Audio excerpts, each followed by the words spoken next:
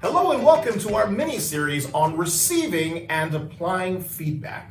Now, feedback can be a very effective tool for both your personal and professional development when it is understood and applied correctly. And it is the understanding and applying of it correctly that is the most important component of whether or not the feedback will produce anything good in your personal or professional life.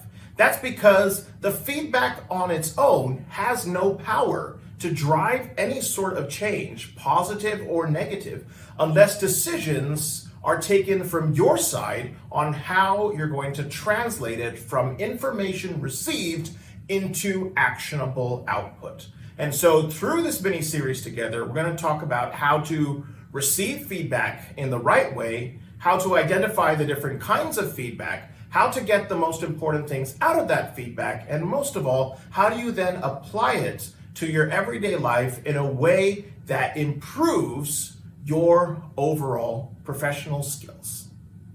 In my nearly 2 decades of work with hundreds of thousands of people around the world, there is nothing that I personally have seen that has accelerated careers, moved people to new levels, and increased overall levels of skill and happiness than feedback that is received and applied in the right way.